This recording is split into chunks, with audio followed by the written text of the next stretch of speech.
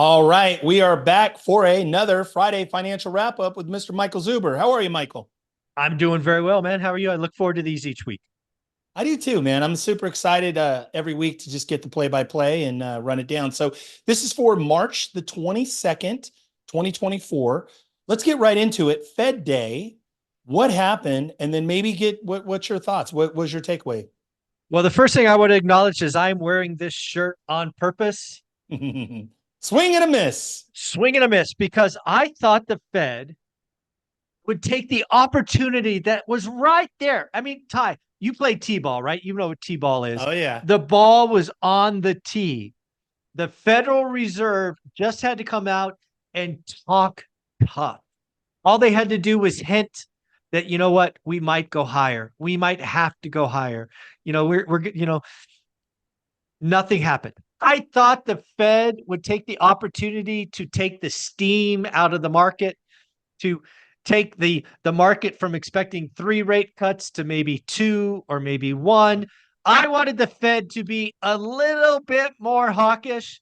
I thought they would take the opportunity in front of them, and they blew it. I believe the Fed made a tactical error yesterday. Interesting. Yeah. So I got to wear the shirt. I thought they would take it. Dude, how can you miss a T-ball? I mean, as an adult man, how could you miss the T-ball? I mean, you're not 3 years old swinging a heavy bat. I mean, they blew it. They blew it. They blew it, in my opinion. Very interesting. Very interesting. Well, let's keep going because I think this plays right into the conversation. The dot plot, what is it? What does it mean? And what happened there? Yeah. So the dot plot is the collection of 19 or 18 Fed presidents plus Jerome Powell giving a forecast of what they think is coming. So there's these little dots, right? Nobody knows whose dot is whose is the idea. And uh, so first off, not a single zero dots talked about higher rates. So we are now without question at the terminal rate. Again, I do not think we needed rates to go higher. I think we needed the threat of rates going higher, and we didn't get it. Miss number one. Miss number two, going into this meeting, the last dot plot said that you should expect 3 rate cuts in 2024. What has happened since then? We've had a series of inflation readings being hotter than expected. We have had stronger growth than expected, and the job market is still stronger than expected. So I ask you, Ty, all 3 of those things are true. Why the heck would you cut rates? But Yeah. yet they're still cutting rates 3 times this year. So again, mistake or missed opportunity number 2. The only little bit of goodness that I have to squint and look at on the dot plot is there was 2 Fed presidents who had the balls to say we will not cut rates in 2024. And we had 1 talk about no rate cuts in 2025. So that would be higher for longer. Again, I would have hoped that some Fed president would have had the guts to say we need to go higher 1 more time. And they Interesting. didn't do it. And they didn't do it. So I was wrong. I thought they would. I wore the shirt all day, swing and a miss. I was wrong. I like admitting when I'm wrong. And I think this is going to go down as a mistake. Interesting. And for a new viewer or listener, I want to unpack this just a little bit more. And I'm going to ask it as a question to you, Michael. I think I know the answer. But ultimately, for them to say potentially we could increase rates, the idea is that that's going to bring more stability to the marketplace. Is that pretty accurate?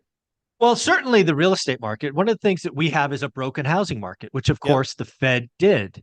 And the only way you get through a broken housing market, if you studied my 54-year spreadsheet, is you need time. We do not need the animal spirits and 20 offers to become back in vogue. We'll talk about this a little later when we talk about rates, but what the Fed did yesterday has the possibility to reignite the animal spirits. And I mean, just look at the stock market. What did the stock market do after they came out? Ripped. What did crypto do? Ripped. What Interesting. might housing do? I think you know where Yeah. this might go. Yep. Very, very wild times. So let's continue. I mean, obviously, this is a real estate channel, and that's our core focus here. Let's talk about pending home sales. What did you see this week? Well, I also have a shirt that called Nailed It, and we got this one right. Earlier in the week, I got receipts. I, s- I looked at what the experts were calling for pending home sales, and I Yeah. said they were clowns. So to give you to level set, last month we did 4 million. The experts were calling for 3.95. You and I have talked, Adrian, Ty, or Omar, Beth, and many other agents I talk to in every week. And I'm like, this number is going to blow it out of the water. This pending home sales number is going to be massive. Yep. And the experts thought it would go down. Dude, it came in at 4.38 million, up 9.5%, and was a blowout number, just as we expected. So we did get that right. But yeah, it was a massive number. And how did I know? Rates matter. For Yep. much of this time, rates were sub seven. They have since ticked over seven. We'll talk about that in a little bit, but it was an easy call for me. The experts were just wrong, wrong, wrong, wrong. Very interesting. In the consumer mindset of a buyer, that plus or minus seven is really the threshold. It's the emotional threshold. I think we've learned. And again, as somebody who loves numbers, it's not mathematically very important, but it's psychologically critical. If you are going to buy a home and your mortgage has a seven on it, you don't do it. And if your mortgage has a six on it, you do it. And I think it is that small. 6.98, yes. 7.02, no. Interesting. Yep. We've learned it. And we can look at the data and go, yeah, when rates are sub seven, we buy. And when rates are sub seven, we slow down. Very interesting. Let's continue. Let's talk about one of our favorite subjects, mortgage rates. What did you see this week? And what are your thoughts this week? I'm going to make another bold call that I did a couple weeks ago, and we were right. We nailed it. I think, given the Fed's mistake on Wednesday, it would not shock me if mortgage rates are once again below 7% by the end of the week, by the end of today. Yep. I don't want them to be. I want everybody to hear me. I don't want it to happen. I don't want to see 20 offers. I don't want to see buyers having to go 5, 10, 15, 20% over list just to get a yes answer. I know a consumer who's been trying to buy homes for 2 years will eventually make a dumb financial move and just buy to buy. And Yep. that leads to bad things for the housing market long term. I don't want that to happen. And I think there's a chance that rates go sub seven again, which is not good. Yep. 100% couldn't agree with you more. It is a wild time. Let's talk about this is an interesting one, and I don't know where you're going with this. Switzerland. Tell us about I know where it is.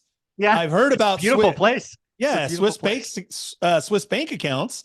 Tell Yeah. us about Switzerland this week. What are your thoughts? What's going on in Yeah. Switzerland? So I just wanted to sneak this one in here because I think it's interesting. Switzerland is the first major economy to cut interest rates. Wow. Their central bank this morning cut mortgage rates or cut their bank rate from Okay. 1.75 to 1.5.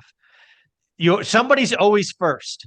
Sure. And if we have one major economy already declaring victory on inflation, others will follow. Interesting. And Switzerland was the first. Interesting. So 25 basis points. Mm-hmm. Interesting. Very interesting. So let's bring it home. Speaking of home, I know where you're at. You're in Henderson, Las Vegas, Nevada. What's going on in the Las Vegas marketplace? I know we've been working on, your buy box and lots of fun stuff with the new content. What's going on in Las Vegas this week, Michael? Yeah. So one of the things I'm doing on the channel is just telling Las Vegas real estate agents, if you have a deal, reach out to me. We can talk about it. And I offered up a 1% bonus for a seller finance opportunity. And in 24 short hours, I had Seth and Tammy, two followers of the channel, reach out to me with a seller financing deal. Yes, Nice. even in the hot market of Las Vegas, it is possible. The basic structure that the seller was looking at was not something that would work for me, but you got to start somewhere. They wanted 600 grand. They wanted 30% down. They wanted 5% 1 year.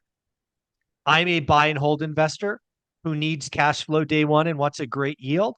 So I told Seth and Tammy that I would buy it at 550.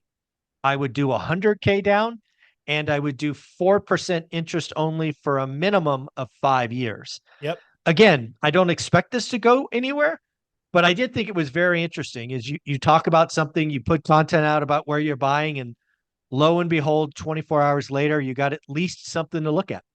I love it. I love it. And I got to say thank you to the audience. This is such a great audience. I also had a first. I had somebody reach out to me, very, very hyper local in markets I work, to consult, and potentially he's looking to list and sell his property that's vacant. So, again, thank you to the audience. Thank you to all the subscribers.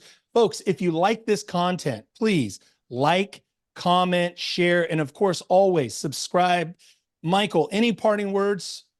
Yeah, the last thing I will say is if you are a Las Vegas real estate agent and you have or even know of, and I want buyer's agents to listen to this, if you know of a listing that's stale, 45 days old, you know what kind of properties I'm talking about. They're dated, they're old, they haven't been cleaned in a while, you haven't had a showing or hasn't had a showing, no offers. Why don't you reach out to me? Because I'm Yep. not opposed to putting together an offer that makes sense. And let's see what happens. So again, reach out to me on Instagram, send me an email off my website. I don't have time to learn all of Vegas, but you do. You may know of a listing that, you know what? Like just yesterday, I'm trying to get my buy box down, and I'm looking at all the areas that Jody has told me about. And I found a listing on a property that's it's just dated. It's Yep. like this hasn't been touched in 20 years. And it looks ugly, and the pictures are off a phone. And I'm like, no wonder it's been listed for 98 days. Price is probably an accurate price for the market, but it's long since being looked at. There are lots of listings like that. And if you're an agent, you want to do some work, you can reach out to me. I will put together the numbers that make sense, and we can see if we can get you paid. So I hope there's lots of Las Vegas real estate agents that reach out with possibilities. And I'm very simple. First one gets served. If you bring the property first, you'll get paid. It's that simple. I love it. I love it. And I got to say, folks, in the midst of NAR and the settlement and the industry disruption, folks, you want to be with investors. You want to learn this. You want to learn about buy boxes. You want to pick up high quality clients, buyers like Michael, folks like the other experts, myself, people that are actively engaged, that are more than happy to not only pay you your full 2.5% or 3%, but also even incentivize you, pay Oh, you dude, I'll get bonuses, bonuses. Yeah, I'll give you bonuses. You bring me a 1% seller find bonuses. all day long. All day long. I love it. Michael, have a great weekend. Thank you for all that you do. Take care.